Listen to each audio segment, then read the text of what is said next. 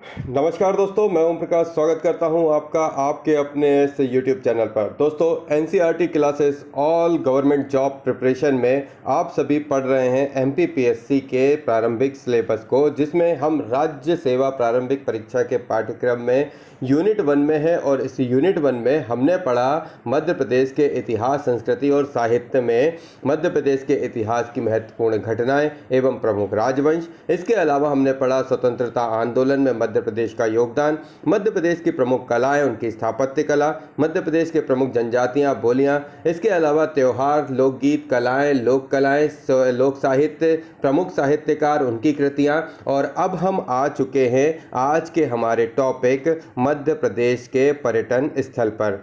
इस मध्य प्रदेश के पर्यटन स्थल में हम चैप्टर 5 में आज जानेंगे पार्ट ए में प्रमुख पर्यटन स्थल के बारे में। ये मध्य प्रदेश प्रारंभिक परीक्षा के पहले एमपीपीएससी की पहली यूनिट का जो है चैप्टर है, और इस चैप्टर में हम सेकंड लास्ट चैप्टर पर हैं। और इसके बाद हमारा यूनिट 1 ऑलमोस्ट कंप्लीट हो जाएगा। यूनिट 1 के कंप्लीट होने के बाद हम टेस्ट सीरीज़ का जो है इस यूनिट 1 से जितनी भी जुड़ी हुई टेस्ट सीरीज़ हैं उसको उठाएंगे, और साथ ही उन सभी क्वेश्चनों को लेंगे जो पुराने साल के पेपरों में आए हैं। तो आई होप सो आप अगर हमारे साथ हैं तो आपको इस टेस्ट सीरीज़ को करने में बड़ा ही मज़ा आने वाला है। अब इससे शुरू करने को पहले जो मैं आपसे कहता हूँ कि आप हमारे इस चैनल को सब्सक्राइब करना बिल्कुल भी मत भूलेगा, और इसके अलावा चैनल को शेयर करना बिल्कुल भी मत भूलेगा। दोस्तों, अभी शेयर करना ज़रूरी है क्योंकि अब इसके बाद जो शुरू होने वाला है वो है टेस्ट सीरीज़। टेस्ट सीरीज़ के बाद यूनिट 2 भी चलेंगी। हम लगातार इसको कंप्लीट करेंगे और जितने भी चैप्टर हैं उनको तेज़ी से लेके आएंगे। फिलहाल हम जिस बुक पर हैं वो बुक है मुकेश माहेश्वरी जी की बुक। इसमें हम पढ़ रहे हैं मध्य प्रदेश के जीके को प्रॉपर तरीके से। जितने भी जो वे हैं उनके हम एक जो है सिंगल रीडिंग के साथ इसको आगे बढ़ रहे हैं, और जितना समझाने लायक पोर्शन है उतना हम समझते और समझाते हुए चल रहे हैं।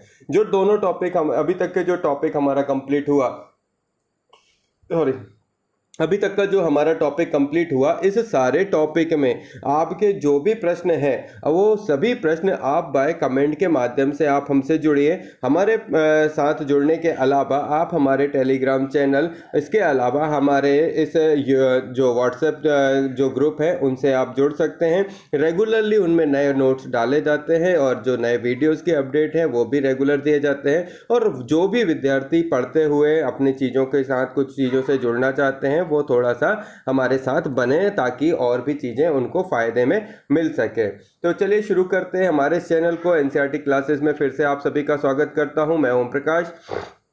आज का जो चैप्टर है वो रहेगा chapter 5 part A, Madhya Pradesh में पर्यटन स्थल, मध्य प्रदेश में पर्यटन संबंधी नीतियां। तो जो पूछे जाने वाली जगह है वो यही है। यहाँ से जनरली क्वेश्चन उठाए गए हैं कि मध्य प्रदेश पर्यटन नीति कब बनी। तो प्रथम पर्यटन नीति जो है सन 1995 में बनाई गई थी। 1995 में पहली पर्यटन नीति बनाई गई। ये बात अपन से अगर कोई पूछे तो याद रखनी पड़ेगी कि प्रथम पर्यटन नीति कब बनी, तो वो बनी सन 1995 में। दूसरा बात है कि इको एंड एडवेंचर पर्यटन नीति कब बनी, तो वो बनी सन 2000 में बनी।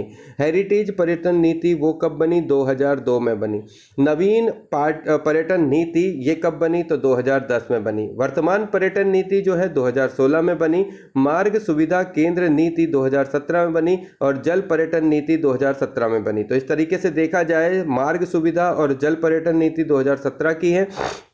नवीन पर्यटन नीति और वर्तमान पर्यटन नीति, अगर कोई पूछता है नवीन और वर्तमान पर्यटन नीति के बारे में, तो वो जो है वर्तमान पर्यटन नीति 2016 में बनी, और नवीन पर्यटन नीति जो है वो 2010 में बनी। हेरिटेज पर्यटन नीति 2002 में बनी। इको एडवेंचर पर्यटन नीति जो है 2000 में बनी, और पहली पर्यटन नीति जो है वो सन 1995 में बनी। तो यहाँ पर आके हमारी संबंधी नीतियाँ हैं पर्यटन से, वो कंप्लीट होती हैं। तो कोई भी अगर पूछता है तो इतनी बातें याद रखनी। 7 पॉइंट बहुत ही आवश्यक हो गए हमें याद रखने के। पहला पर्यटन नीति 1995, फिर इको एडवेंचर पर्यटन नीति 2000, हेरिटेज पर्यटन नीति सन 2002, इसके बाद नवीन पर्यटन नीति सन 2010, इसके बाद आते हैं वर्तमान पर्यटन नीति सन 2016, मार्ग सुविधा केंद्र नीति ये हो जाएगी 2017, और जल पर्यटन नीति ये हो जाएगी 2017। ठीक है।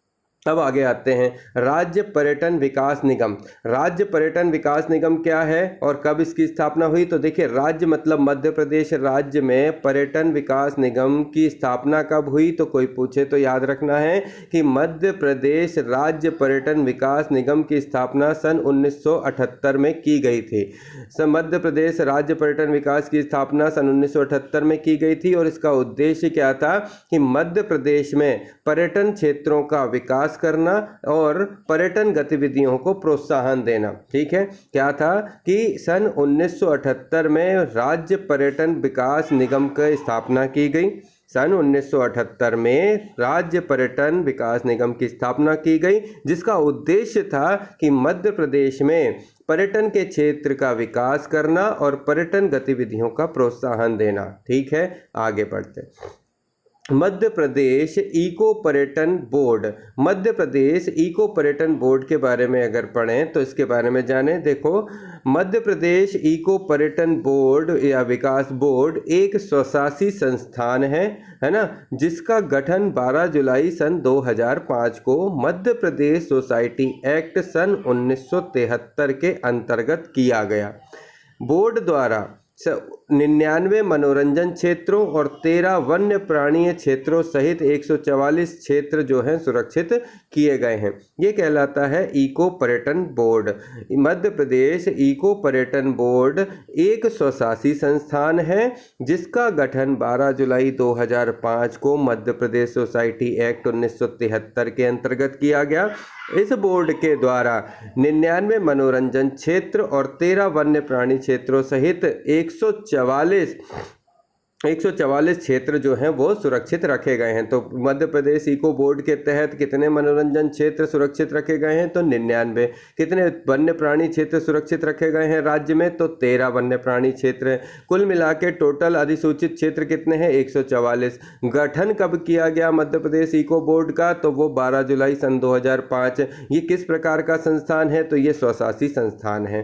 ठीक है, Madhya Pradesh tourism board. Madhya Pradesh tourism board की बात करें तो मुख्यमंत्री की अध्यक्षता में मध्य प्रदेश टूरिज्म बोर्ड का गठन 22 फरवरी 2017 को हुआ। राज्य पर्यटन विकास निगम के अंतर्गत संचालित पर्यटन संवर्धन इकाई, किसके? राज्य पर्यटन विकास निगम, जिसका अभी अपन ने ऊपर पढ़ा, राज्य पर्यटन विकास निगम। यहाँ पे ये राज्य पर्यटन विकास निगम जो 1978 में था, बनाया गया, स्थापना हुई। इसमें पर्यटनों को, क्षेत्रों को विकास और उसकी गतिविधियों को प्रोत्साहन देना है। तो यही कह रहा है कि राज्य पर्यटन विकास निगम, जिसका जो स्थापना हुई सन 1978 में हुई, उसके अनुसार मध्य प्रदेश टूरिज्म बोर्ड का गठन, है ना, मध्य प्रदेश टूरिज्म बोर्ड का गठन 22 फरवरी 1917 को किया गया।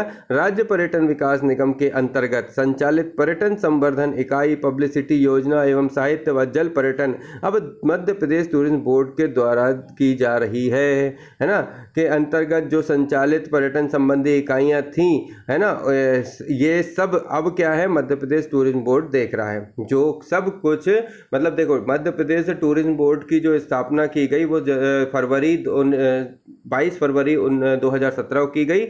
इसके अनुसार जो राज्य पर्यटन विकास निगम के अंतर्गत संचालित पर्यटन संवर्धन इकाइयाँ, पब्लिसिटी योजना, साहित्य, जल पर्यटन अब मध्य प्रदेश टूरिज्म बोर्ड के द्वारा की जाएगी। ऐसा मध्य प्रदेश के मुख्यमंत्री की अध्यक्षता में किया गया।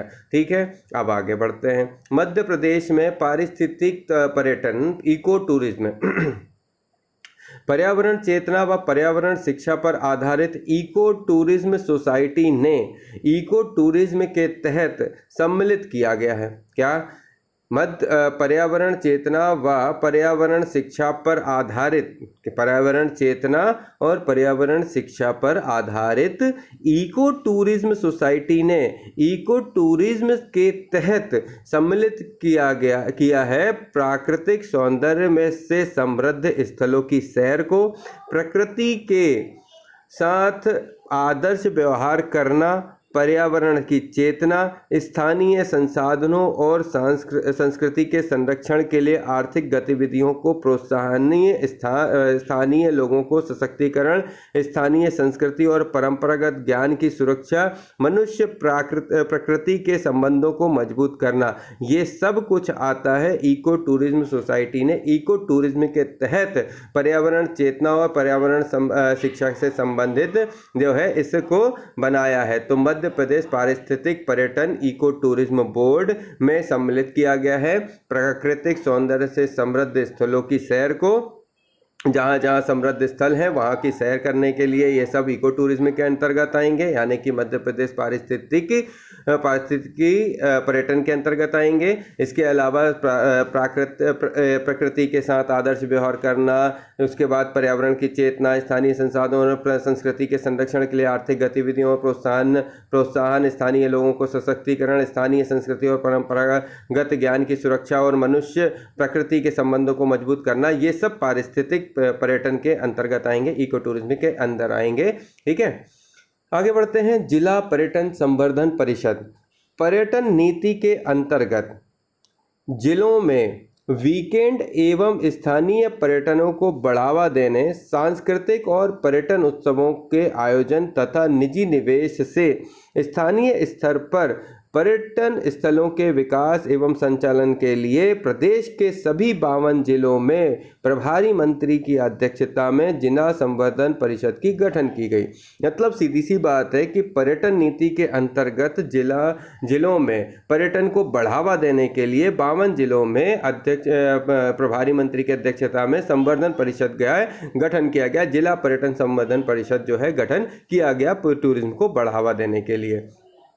आगे बढ़ते हैं। पर्यटन नीति 2016। तो पर्यटन नीति ये जो थी वो वर्तमान पर्यटन नीति थी, उसको 2016 की वर्तमान पर्यटन नीति में क्या था कि पर्यटन विभाग के द्वारा पर्यटन नीति 2016 तैयार करके ग्लोबल इन्वेस्टर्स समिट 2016 के अवसर पर जारी की गई। इसमें 2018 में संशोधन भी किया गया। पर्यटन विभाग द्वारा पर्यटन नीति 2016 तैयार कर ग्लोबल इन्वेस्टर्स समिट 2016 के अवसर पर जारी की गई। क्या की गई?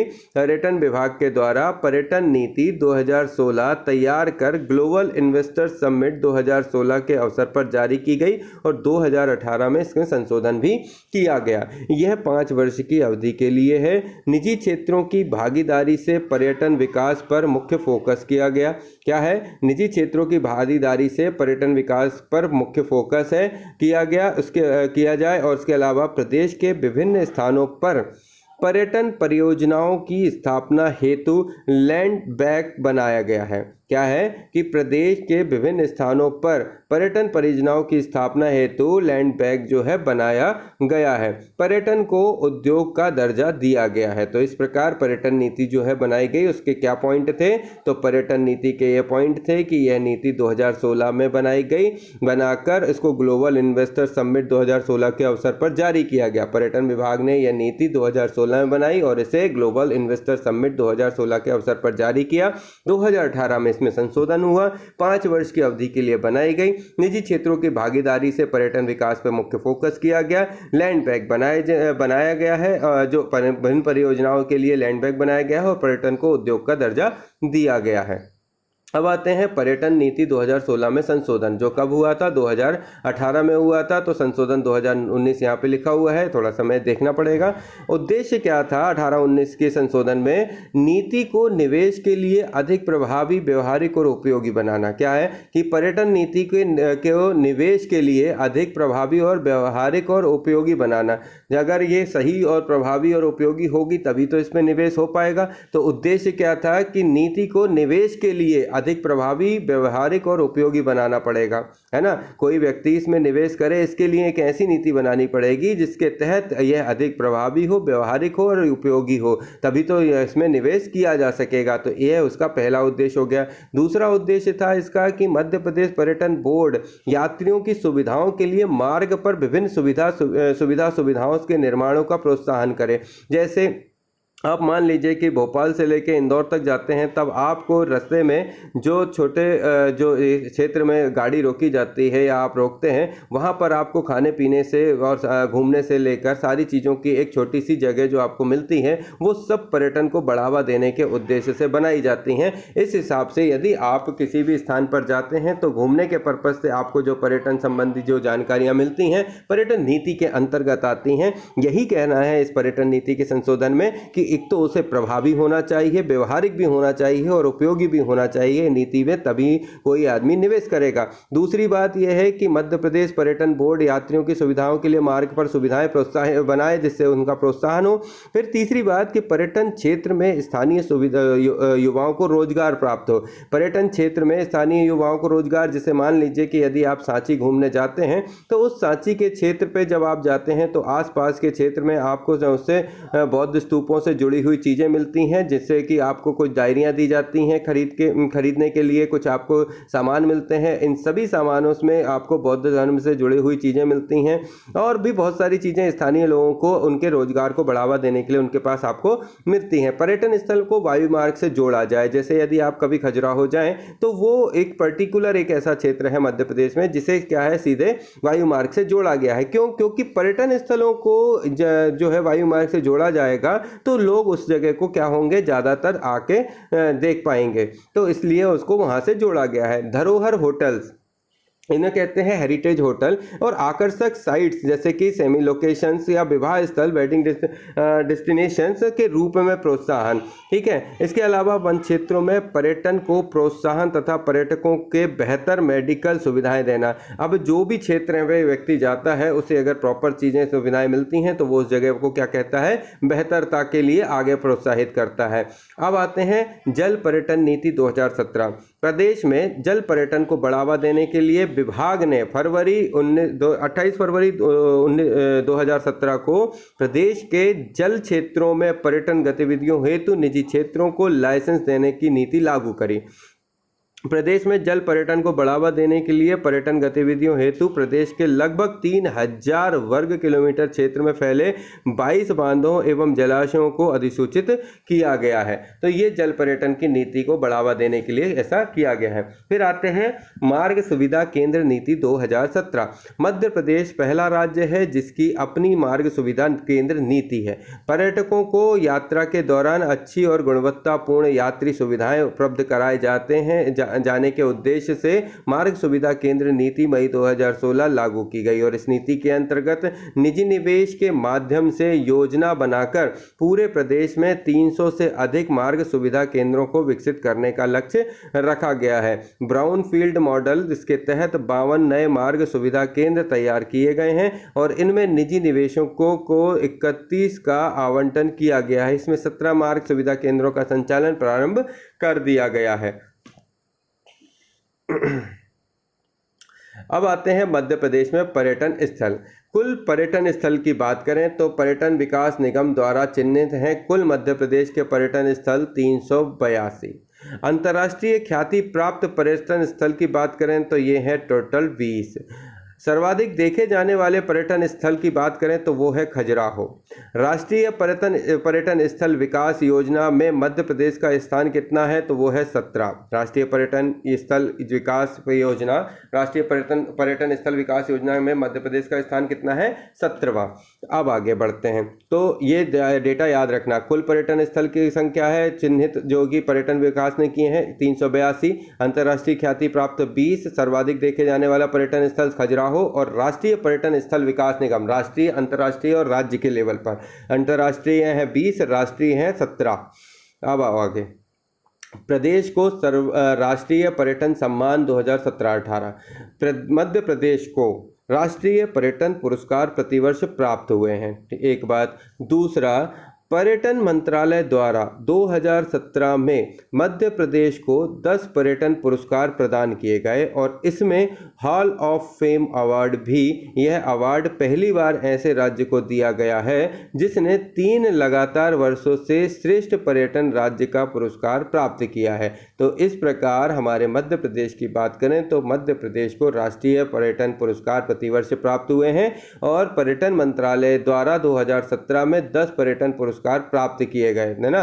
2017 में मध्य प्रदेश को 10 पर्यटन पुरस्कार प्राप्त हुए, जिसमें एक हॉल ऑफ फेम था। यह पुरस्कार लगातार 3 बार मध्य प्रदेश को सर्वश्रेष्ठ पर्यटन स्थल मिलने के कारण प्राप्त हुआ है। मध्य प्रदेश टूरिज्म बोर्ड के द्वारा प्रकाशित कॉफी टेबल बुक एवं सिंहस्थ ब्रोशर को प्रकाशन में श्रेष्ठता का राष्ट्रीय पुरस्कार प्राप्त हुआ है। ठीक है। सर्वश्रेष्ठ विरासत संपत्ति का राष्ट्रीय पुरस्कार देवबाग ग्वालियर को मिला है। अब आगे बढ़ते हैं। निजी क्षेत्रों को आवंटित 7 हेरिटेज संपत्तियां। तो निजी क्षेत्रों को आवंटित 7 हेरिटेज संपत्तियां कौन कौन सी हैं? एक तो है आपका क्योटी फोर्ट रीवा, ठीक है।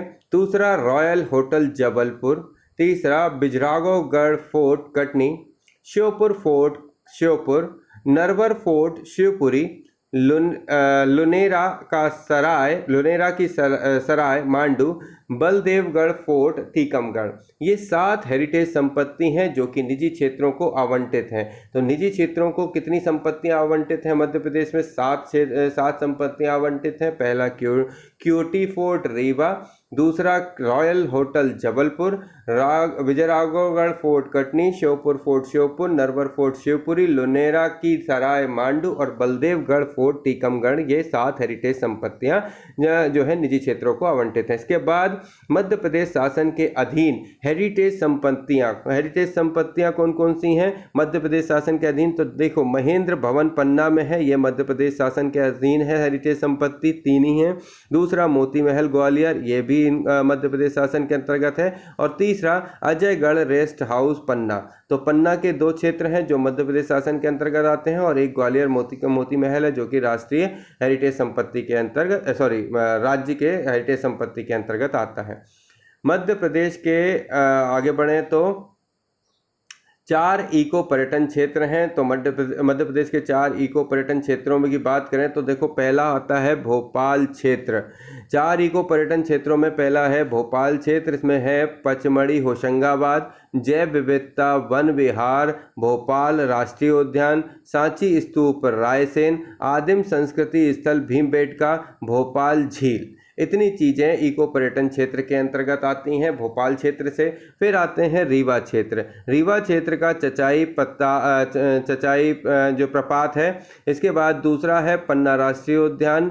इसके बाद ओरछा ऐतिहासिक स्थल, माधव राष्ट्रीय उद्यान शिवपुरी, खजुराहो, ये सभी जो हैं इस क्षेत्र में आते हैं। जबलपुर में कान्हा जीवाश्म उद्यान, नर्मदा भेड़ाघाट, अमरकंटक व बांधवगढ़ उद्यान जो है जबलपुर क्षेत्र में आते हैं। इसके अलावा इंदौर क्षेत्र की बात करें तो महेश्वर, खरगोन अभ्यारण्य, मांडू, झाबुआ, ये सभी इंदौर क्षेत्र के अंतर्गत आते हैं। तो ये 4 इको पर्यटन क्षेत्र हैं। कौन कौन से हैं? भोपाल, रीवा, जबलपुर और इंदौर। तो ये ध्यान रखिएगा, इन चारों जगह का नाम भोपाल, इंदौर, रीवा और जबलपुर। 5 पर्यटन निवेश जोन है। पर्यटन निवेश जोनों में कौन कौन से क्षेत्र हैं 5 पर्यटन क्षेत्रों के? तो एक हो गया भोपाल, दूसरा हो गया जबलपुर, तीसरा हो गया इंदौर, चौथा ग्वालियर, 5वां खजुराहो। ये 5 क्षेत्र हैं चिन्हित किए गए हैं जिन पे जो है निवेश जोन बनाया गया है। इन पर्यटन क्षेत्रों को निवेश जोन बनाया गया है, इन पे निवेश किया जा सकता है। स्मरणीय तथ्य की बात करें तो मध्य प्रदेश ट्रेवल मार्ट 2016 भोपाल में आयोजित किया गया। इसका उद्देश्य था कि ट्रेवल एजेंटों को मध्य प्रदेश पर्यटन से जोड़ना। FCI भारत सरकार ने खजुराहो को FCI की स्वीकृति दी है। गेस्ट ट्रेनिंग सेंटर में जबलपुर, रीवा, इंदौर में गेस्ट ट्रेनिंग सेंटर स्थापित किए गए।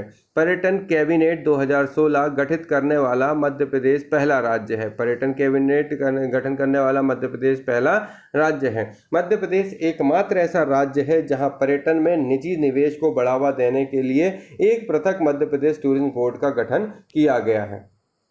आगे आते हैं तो ये है एक डायग्राम। इस डायग्राम की तरफ देखो तो इसमें मध्य प्रदेश के प्रमुख पर्यटन क्षेत्र दिख रहे हैं। प्रदेश के पर्यटन आगमन 2018 में आए पर्यटकों की संख्या, भारतीय पर्यटक और विदेशी पर्यटक, इनका डेटा कुछ दिया हुआ है। 2018 में जो आए थे वो लगभग 6.93 करोड़ थे। भारतीय पर्यटक थे इसमें लगभग 6.90 और विदेशी पर्यटक थे 2.88 लाख।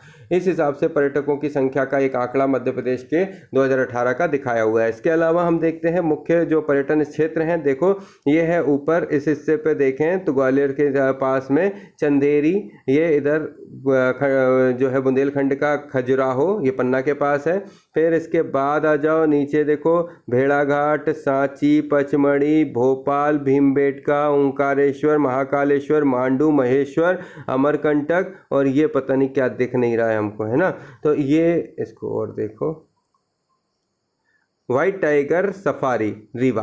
तो ये इतने पूरे क्षेत्र जो है अपन को देखने को मिलते हैं मध्य प्रदेश के अंदर। काउंट करें तो देखो 1 2 3 4 5 6 7 8 9 10 11 12 13 14 14 स्पॉट्स यहाँ पे दिखाए गए हैं। एक चित्रकूट भूल मत जाना, ये भी बहुत अच्छी जगह है। सब घूमने की जगह है पर्यटन में। आओ बढ़ते हैं। मध्य प्रदेश पर्यटन स्थल महत्वपूर्ण तथ्य, सबसे पहले आते हैं महाकाल बाबा की जय करो। महाकालेश्वर मंदिर उज्जैन में स्थित है और प्रसिद्ध क्यों है? ज्योतिर्लिंग, भैरवगढ़ मंदिर, बृहतहरि की गुफाएं यहाँ की प्रसिद्धियां हैं। ओंकारेश्वर जो कि खंडवा में है, इसमें ज्योतिर्लिंग है और इसकी प्रसिद्धि है। महेश्वर जो कि खरगोन में है, वहाँ पर शिवलिंग, सहस्त्रधारा जलप्रपात है।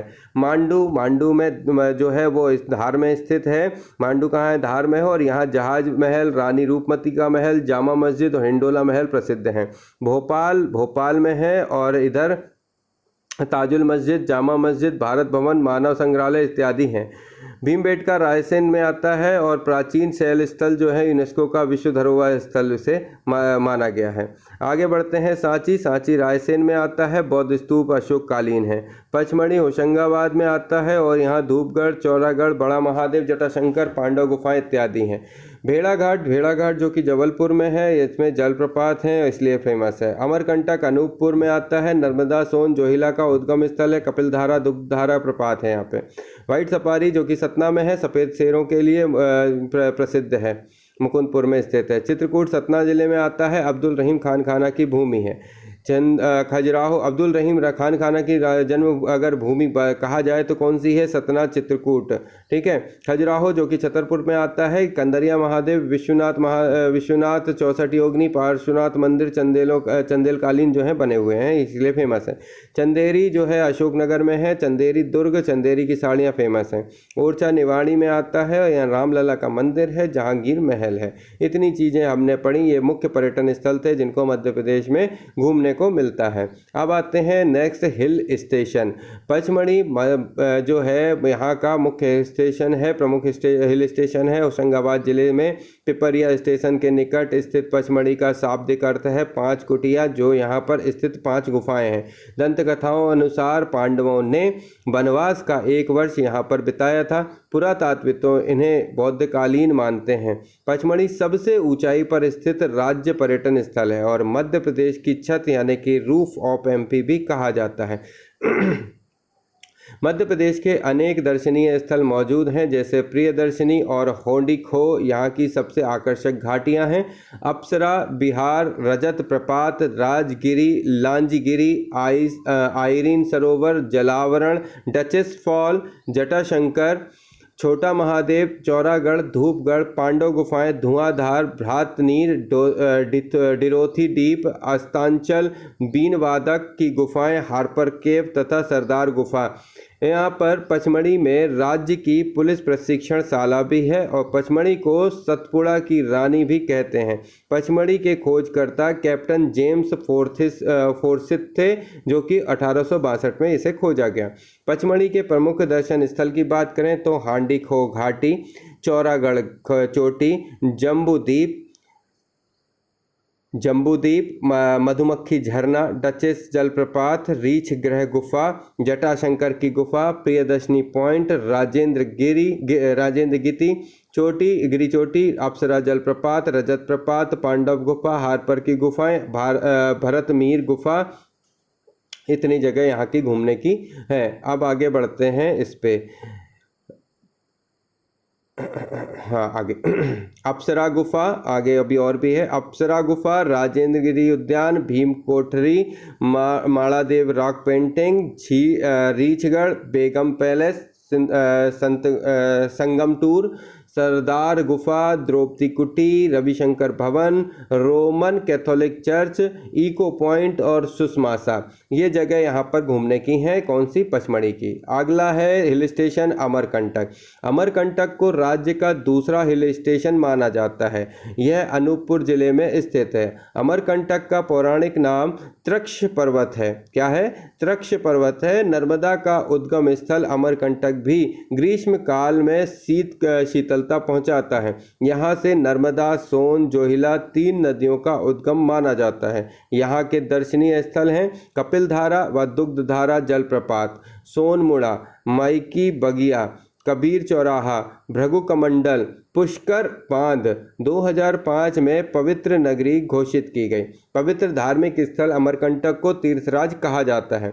दर्शनीय स्थल नर्मदा नदी का उद्गम स्थल नर्मदा कुंड, सोनमुंडा, माई की बगिया, चरणोदक कुंड, दुग्धधारा, कपिलधारा, जलप्रपात, धुनी पानी, जलेश्वर महादेव मंदिर, सबरी माता मंदिर, कर्ण मंदिर, सूर्य नारायण मंदिर, बंगेश्वर मंदिर, कार्तिकेय मंदिर, गुरु गोरखनाथ मंदिर, 11 रुद्र मंदिर, सर्वोदय जैन मंदिर, कबीर चबूतरा इत्यादि यहाँ के प्रमुख दर्शनीय स्थल हैं।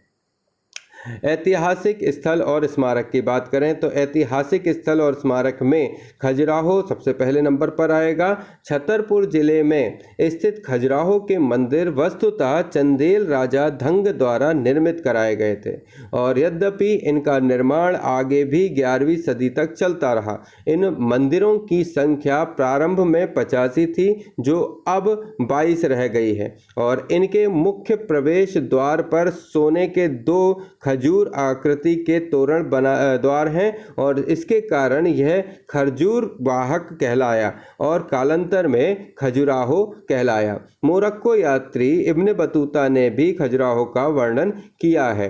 दर्शनीय स्थल पश्चिमी समूह के मंदिर जिनमें कंदरिया महादेव, 64 योगिनी, चित्रगुप्त, विश्वनाथ मंदिर, लक्ष्मण मंदिर, मातंगेश्वर मंदिर और पूर्वी समूह में पार्श्वनाथ मंदिर है ना। पश्चिमी समूह और पूर्वी समूह, तो पूर्वी समूह कौन कौन के समूह में? पार्श्वनाथ मंदिर, घटाई मंदिर, आदिनाथ मंदिर। दक्षिण समूह में दूल्हा देव मंदिर, चतुर्भुज मंदिर आदि प्रसिद्ध हैं। इसके अलावा बेनी सागर बांध और स्नेह प्रपात भी दर्शनीय है। तो इस प्रकार से दर्शनीय स्थलों को 3 भागों में बांट दिया, पश्चिमी, पूर्वी और दक्षिणी समूह। पश्चिमी समूह में जो मंदिर आते हैं वो कौन कौन से हैं? पश्चिमी समूह के मंदिर कंदरिया महादेव, 64 योगिनी, चित्रगुप्त, विश्वनाथ, लक्ष्मण मंदिर, मातंगेश्वर मंदिर, ये सभी जो है पश्चिमी क्षेत्र में आए जाते हैं। इसके बाद पूर्वी समूह में पार्श्वनाथ मंदिर, घटाई मंदिर, आदिनाथ मंदिर, दक्षिण आदिनाथ मंदिर 3 आते हैं।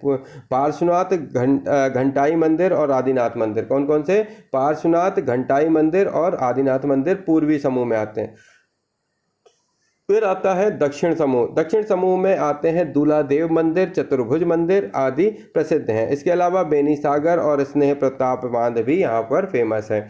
फिर सेकंड नंबर पर आता है अपना ऐतिहासिक स्थल मांडू। इंदौर जैसे शहर से करीब 100 किलोमीटर की दूरी पर धार जिले में अवस्थित मांडवगढ़ को ही मांडू कहा जाता है। क्या है? इंदौर शहर से 100 किलोमीटर की दूरी पर धार जिले में अवस्थित मांडवगढ़ को ही मांडू कहा जाता है। मांडू का प्राचीन नाम मांडाप दुर्ग है। क्या है? मांडू का प्राचीन नाम मांडाप दुर्ग है और इसे सिटी ऑफ जॉय, महलों की नगरी, करीमा बाग, मछली नगरी कहा जाता है।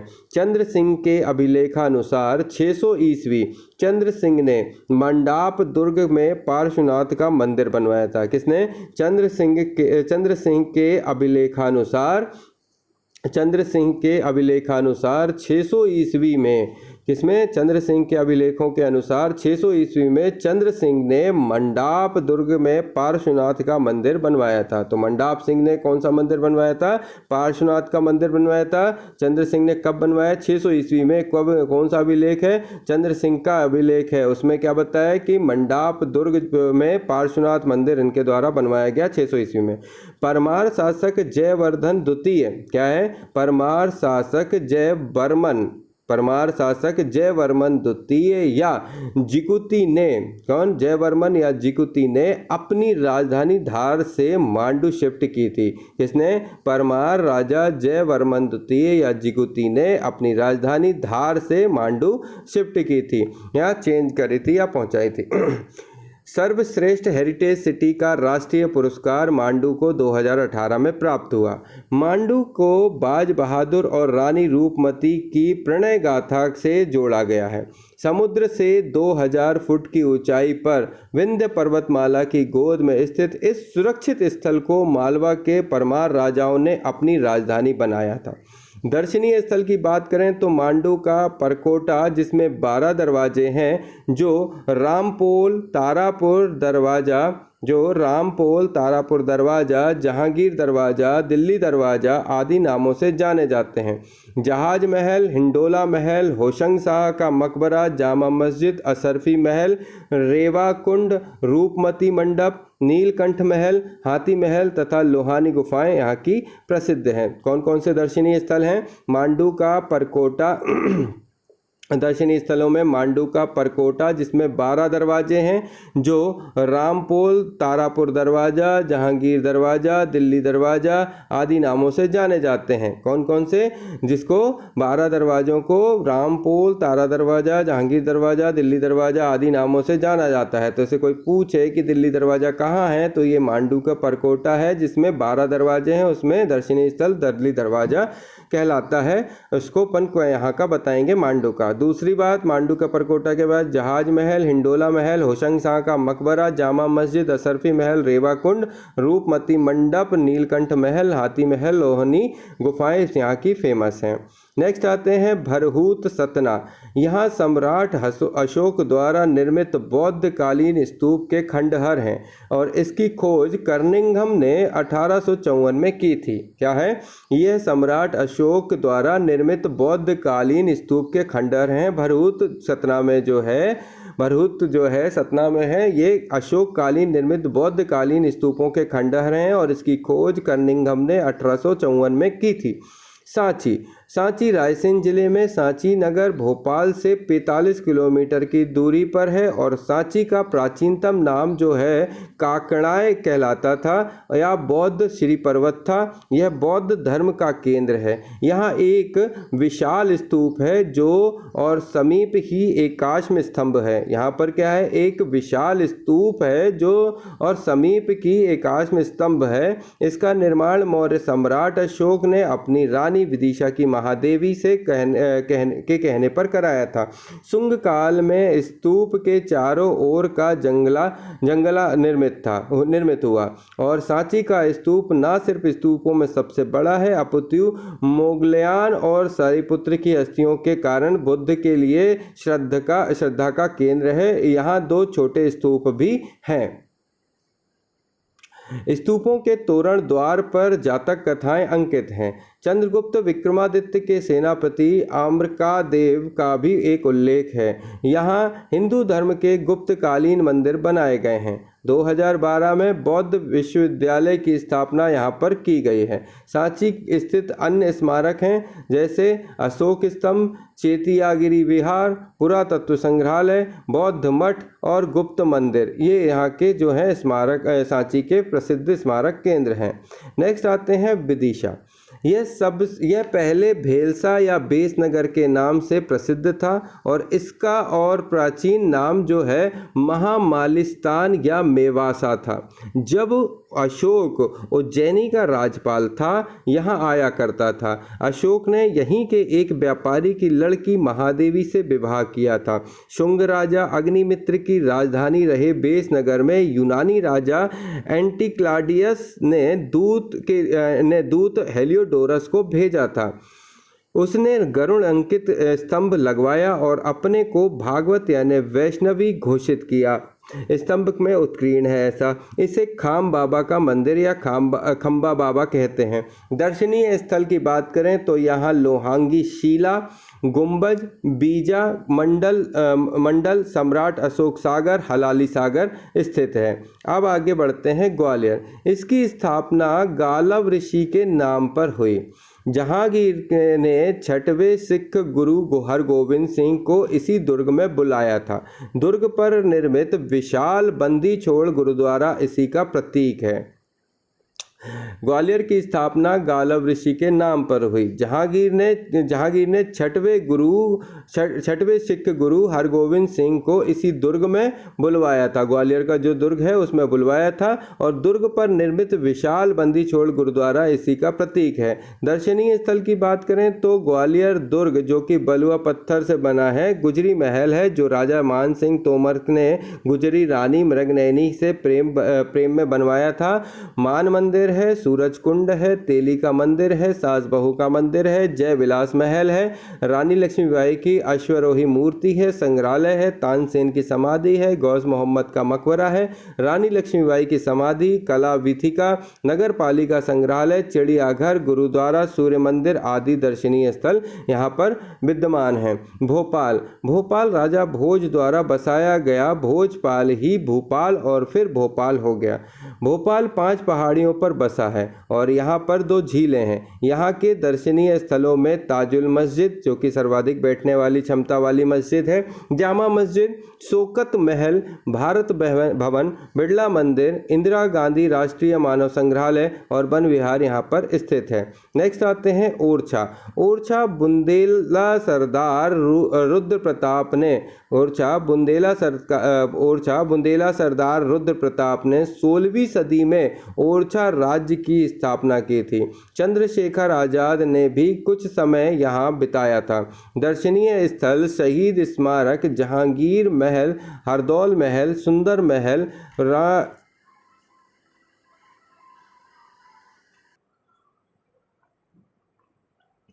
तो इस हिसाब से ओरछा में क्या है, बुंदेला सरदार रुद्र प्रताप ने 16वीं सदी में ओरछा राज्य की स्थापना करी। क्या करा? बुंदेला सरदार रुद्र प्रताप ने 16वीं सदी में ओरछा राज्य की स्थापना की थी। चंद्रशेखर आजाद ने भी कुछ समय यहाँ बिताया था।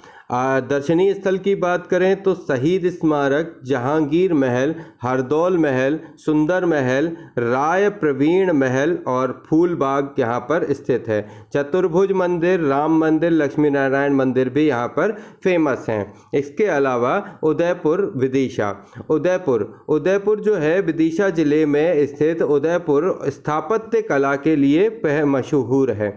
यहाँ स्थित एक गुफा में बराह अवतार की प्रतिमा है। अन्य स्थल में बीजा मंडल, शाही मस्जिद महल, पिशनहारी मंदिर जो यहाँ के प्रमुख हैं। तो इस हिसाब से अब तक हमने जो चीज़ें पढ़ी उसका एक रिव्यू लेते हैं और फिर इसके बाद हम आएंगे मध्य प्रदेश के प्रमुख किले और दुर्ग पर। तो यदि हमारे इस चैनल को आपने पसंद किया हो तो लाइक करना मत भूलेगा।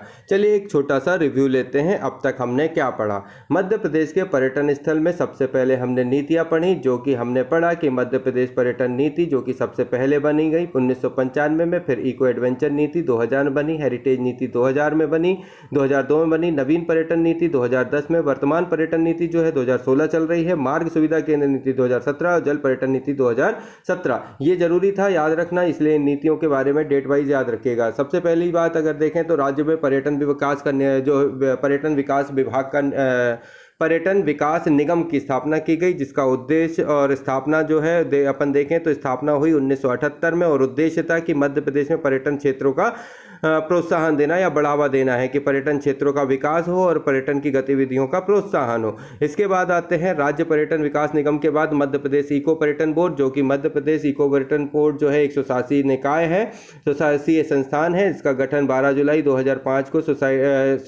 मध्य प्रदेश सोसाइटी एक्ट 1973 के अंतर्गत किया गया था। इसमें 99 मनोरंजन क्षेत्र, 13 वन्य प्राणी क्षेत्र और 144 क्षेत्र अधिसूचित किए गए हैं।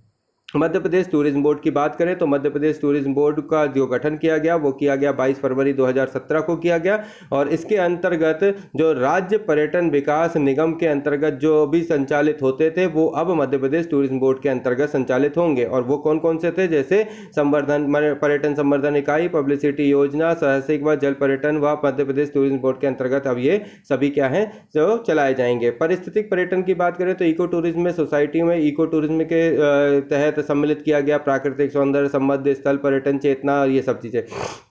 जिला पर्यटन संवर्धन परिषद की बात करें तो देखो इसमें 52 जिलों में जो है प्रभारी मंत्री जो है उनकी अध्यक्षता में जिला संवर्धन परिषद 52 जिलों में बनाया गया, जिसमें वीकेंड और स्थानीय पर्यटन को बढ़ावा देने के लिए इसको बनाया जाए 52 जिलों में। फिर था पर्यटन नीति 2016 पर्यटन को बढ़ावा देना। इसमें इसके अलावा इसके लिए इसमें 2000 पर्यटन नीति जो है 2016 बनाई गई, जिसे ग्लोबल इन्वेस्टर समिट 2016 में जारी भी किया गया। 2018 में इसमें संशोधन हुआ, 5 साल की अवधि के लिए बनाई गई। इसमें इस नीति में क्या है जो है विकास हो और उस पर फोकस किया जाए। इसके अलावा लैंड बैंक बनाए गए, इसमें उद्योग का दर्जा दिया गया। ये सब इस नीति के अंतर्गत आता था। पर्यटन नीति 2016 संशोधन 2019 में उद्देश्य ये था कि इसको प्रभावी और व्यवहारिक और उपयोगी बना जाए, तभी लोग इसमें इन्वेस्ट करेंगे।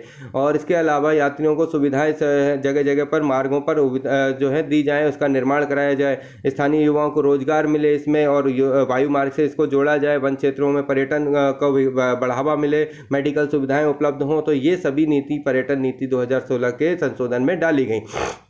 जल पर्यटन नीति, जल पर्यटन नीति जल क्षेत्र से जुड़े हुए पर्यटन स्थलों को बढ़ावा देना है। इसके अंतर्गत 3000 वर्ग किलोमीटर के क्षेत्र में 22 बांधों एवं जलाशयों का अधिसूचित किया गया है। मार्ग सुविधा केंद्र 2017 में ये नीति बनाई गई, जिसमें मार्गों पर विभिन्न प्रकार की जो है सुविधाएं दी जाए, अच्छी गुणवत्ता, अच्छी फैसिलिटी के साथ मार्गों को बेहतर करा जाए। उसके उद्देश्य से ये नीति 2017 में लागू की गई। पूरे प्रदेश में 300 से अधिक मार्गों को क्या है चिन्हित किया गया है और लक्ष्य रखा गया है, और उसको बेहतर तरीके से बनाया जाए। ये चीजें क्या है प्रारंभ की गई हैं, जिसमें से 17 मार्गों पर अभी काम जो है प्रारंभ हो चुका है। मध्य प्रदेश के पर्यटन स्थलों की बात करें तो कुल पर्यटन जो की बात करें तो है 382। अंतर्राष्ट्रीय ख्याति प्राप्त जो है 20, और सबसे ज्यादा देखे जाने वाला पर्यटन स्थल है खजुराहो। और राष्ट्रीय स्तर पर विकास योजना मध्य प्रदेश के तहत जो है वो राष्ट्रीय स्तर पर पर्यटन विभाग के तहत कौन सा है, 17 जिले हैं, 17 पर्यटन क्षेत्र हैं जो ज्यादातर घूमे जाते हैं। फिर आता है प्रदेश का राष्ट्रीय पर्यटन सम्मान, इसके जिसमें मध्य प्रदेश को दिया गया है। सबसे ज्यादा पर्यटन हर साल मिलता है, जिसमें हॉल ऑफ फेम भी अभी मिला हुआ है। ठीक है, इसके बाद निजी से आवंटित क्षेत्र हेरिटेज जो श्रेणियों में आता है संपत्तियां, Keoti fort, royal hotel Jabalpur, Vijayraghavgarh fort, Sheopur fort, Narwar fort, Luneri Sarai, उसके बाद बलदेवगढ़ फोर्ट, ये सभी निजी क्षेत्रों में आते हैं। मध्य प्रदेश में शासन के अधीन हेरिटेज संपत्तियां कौन कौन सी हैं, तो जो शासन के अधीन है 2 पन्ना की हैं। एक तो अजयगढ़ रेस्ट हाउस पन्ना और महेंद्र भवन पन्ना। मोती महल जो है ग्वालियर में है, ये ग्वालियर का लिया गया है। तो इसके बाद 4 पर्यटन इकाई कौन सी हैं, भोपाल, रीवा, जबलपुर और इंदौर है। 5 पर्यटन निवेश जोन कौन से हैं, भोपाल, जबलपुर, इंदौर, ग्वालियर और खजुराहो है। स्मरणीय तथ्य जो है अपन ने इन सबको पढ़ चुके हैं। ये स्थलों के नाम हैं, इनको एक बार आप रिपीट करते रहिएगा। ये नंबर ऑफ टाइम्स आपको पढ़ने पड़ेंगे, तभी आपको याद रहेंगे कौन सा क्षेत्र कहाँ पर है, मध्य प्रदेश के हैं। यदि आप तो एक बार पढ़ते हैं तो समझ में आ जाएगा कौन सा क्षेत्र कहाँ है। हिल स्टेशन में अपन ने पचमढ़ी के बारे में पढ़ा। इसके बाद फिर हमने यहाँ पे अमरकंटक के बारे में पढ़ा। इसके बाद हमने यहाँ ऐतिहासिक स्थल में खजुराहो के बारे में पढ़ा, मांडू के बारे में पढ़ा, भरूच सतना की जो गुफाएं हैं उसको बारे में पढ़ा। इसके बाद विदिशा के क्षेत्र में जो दर्शनीय क्षेत्र है तो उसको पढ़ा, सांची पढ़ा, ग्वालियर पढ़ा, भोपाल पढ़ा, ओरछा पढ़ा और उदयपुर पढ़ा। यहाँ तक अभी तक हमने कंप्लीट किया है। अब अगला जो वीडियो होगा उसमें पढ़ेंगे हम मध्य प्रदेश के प्रमुख किले और दुर्ग, और उन सभी को पढ़ने से पहले सबसे करेंगे निवेदन कि भैया आप करो इस चैनल को सब्सक्राइब, ताकि और भी आपको अपडेट मिल सके, और जम के कर दो इसको शेयर, ताकि और भी लोग देख सकें। आपको हमारे साथ जुड़ने के लिए एक छोटे से शेयर की आवश्यकता है, और आप वो ज़रूर करिए, ऐसा निवेदन करते हैं। तो चलिए मिलेंगे नए वीडियो में, मध्य प्रदेश के किलों को और बेहतर तरीक़ों से सीखेंगे। तो लेते हैं इजाज़त। जय हिंद, जय भारत।